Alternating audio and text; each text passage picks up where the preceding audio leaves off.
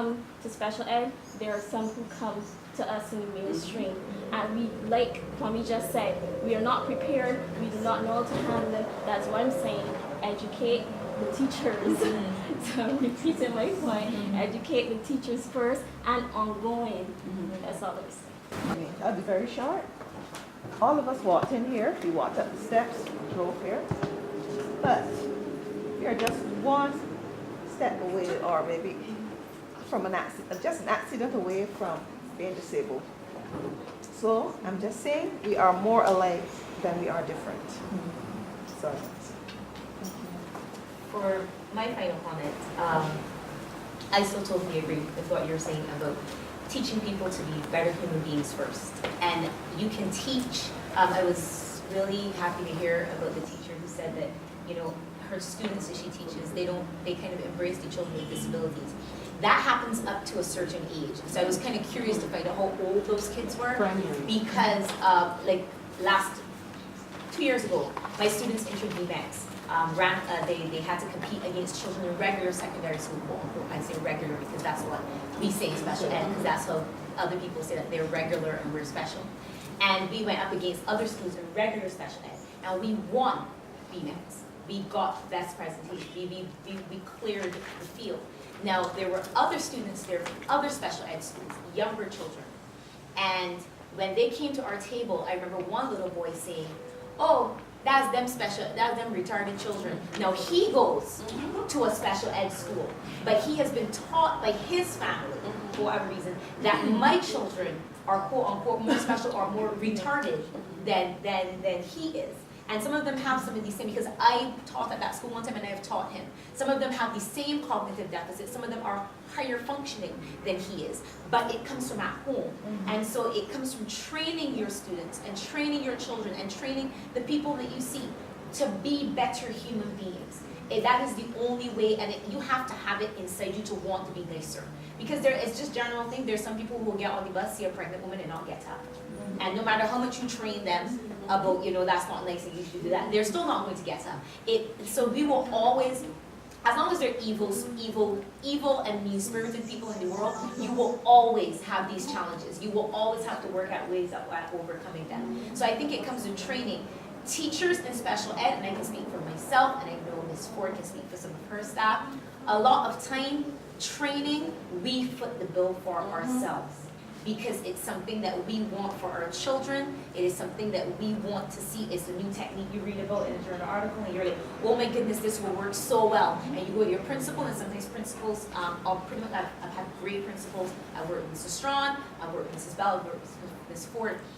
You will have principals that will advocate and fight for you to get funding to go away for funding and to go away to get the training. A lot of times the teachers will come to the principal and say, this is what it is. The school will then have to try to raise money or do sales or something. There's no funding a lot of the times to send special education teachers out for training. A lot of times, teachers like you guys who are in the mainstream, you get the special education funding and then never come back and work in special ed a day in your life.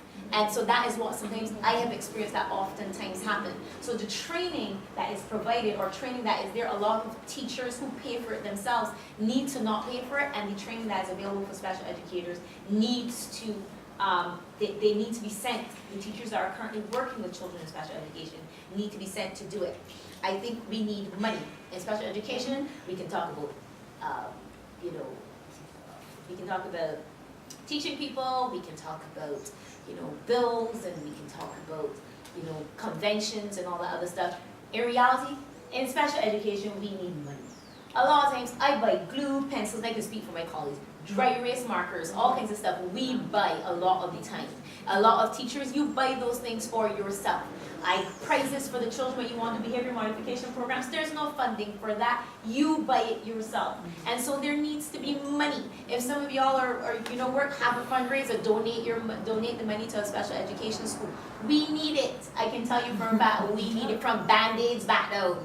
Teachers buy everything, pencils. There's some children in special education whose parents don't give them books, we don't always encounter parents that are as dedicated as you in special education. A lot of times we have to be the parent for our children, so we need money. So when you're advocating for, respect for our students and inclusion, also advocate for some funding, because we can't run on the funding. A lot of times, right now, I pay for the internet that my children use in our classrooms, because the ministry was having some difficulties with the speed. Anybody who's out of school that teaches knows it runs at a snail, and so And I found somebody else who could run another line, and I spoke to my principal, I got permission, and I paid for that. But I'm not saying that to toot my own horn. I'm just telling you that we need funding, because a lot of times we pull our own pockets, and so then a lot of times because we don't advertise it, or advertise the things we do personally, or advertise how much funding we put into the school, sometimes when a child comes with an issue or something like that, or a situation comes up where funding needs to be, funding is important, and students then, it looks like, okay, well, that school is not getting involved, or that school is not doing enough. It's because they're already fighting their own battles to get money and to get stuff done for the kids.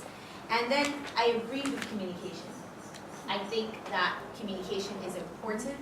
I have found that if we communicate more, a lot of my teachers, and I'm sure Ms. Ford can tell you too, you got parents WhatsApping you 4 or 5 o'clock in the morning to ask about different things. You go home, you send home homework, that you start WhatsApp groups.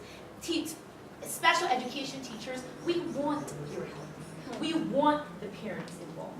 Because it makes our job so much easier. It is very difficult for us to try to teach certain skills, and then the child goes home, and then it's not being reinforced there, and then they come back the next day, and anybody knows that teaches special education knows there's a very small window.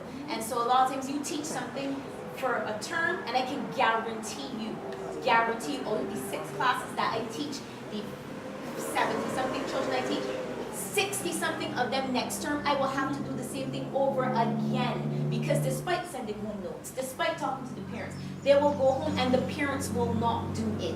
So yes, communication needs to be important. So if you have a parent that's willing, that y'all can be on the same page. And then finally, I think that as far as advocacy goes, I think we advocate, and I think parents need to advocate, and I think people that are outside of special education need to realize. That's why I'm very appreciative of this particular course in the program, because even though you guys are not specifically going towards special education, there's this understanding that you are going to come across children that have special needs. And sometimes that's not always, people know that, but when they're planning courses, they don't always take that into consideration. So then you have no special ed courses at all. So I'm appreciative that I hear some of you speaking with so much passion and doing your research and all that other stuff. So I am thankful for the opportunity. Thank you, Dr. Brown, for inviting me. I've also learned and heard a lot and everything, so I wish all of you the best of luck in your papers and your whole entire yes, I because I heard, but yes, papers. I wish all of you the best of luck, and I pray that your interest in special education and the needs of students and teachers of special education doesn't just end with this course. That you don't just run hot, that you're like, oh wow, this is fantastic, and some of these things are unfair, and really should need some of this. But I hope that then, when I go down the line 6 months now, and I'm fighting for something for one of my kids, and I happen to encounter one of you, that you guys are willing to fight as well. So thank you. I wrote this paper about 5 years ago. I just wanted to read it to you now. It's just 1 page. Oh. In reality, to place all students with special needs in a normal school setting cannot be the ideal situation due to the fact that our resources are very limited, and some students require specialized medical care which the normal class teacher is not able to deal with. It is more suitable for a child who is mild or moderately challenged to cope in a normal school setting, unlike a child who is severely challenged through no fault of his or her own, cannot cope with the kind of setting that is available today. The International Classification Framework not only takes into account the school, but the community and society at large. They too must be educated, as it is these persons that students come into contact with before and after school. Also, it is their reaction to these students that will affect how well they are able to cope with school and society. This is why most parents of special needs children do not like the idea of mainstreaming, as they fear that the child will be teased and picked on by their peers. The current school curriculum does not address special education, and as such needs to be changed to reflect the expected goals of a child with special needs before it can move to the next level of its education. This, above all, must be done before the children are mainstreamed, as a teacher and parents need to know what is to be taught, how it's to be taught, and how they will determine what the child has mastered and concepts they need to know before they can go on to the next level of his or her education. Hence, educational policy cannot only focus on the needs of the majority of students, but the minority as well. They can no longer be placed to a side or in special units and provided with the basic needs for survival after school. Too often, a broad sweeping statement is made regarding students with special needs.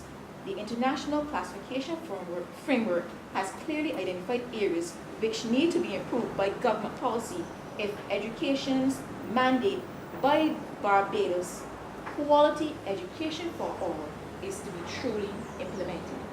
I want to commend Kwame personally, not because he has a special needs, but because he's a teenager. And as a teenager, I would not willingly come and say amongst all of these adults, furthermore all of these teachers, there's nothing that could make me do that. So for me, I want to commend you personally. And I thought of this quote. All that is needed, and this is an old one and we all know it, all that is needed for evil to conquer is for good people to do nothing. So I want to amend it. All that is needed for lackadaisicalness and the current situation to not improve is for informed people like ourselves to do nothing. So my colleagues would tell you that I am all about the man in the mirror. And I believe strongly that we can each effect a change in our corner. There are right no more than 25 people sitting in here. If you go back to our schools, to our homes, to the press, to wherever we need to go and speak and start the wave.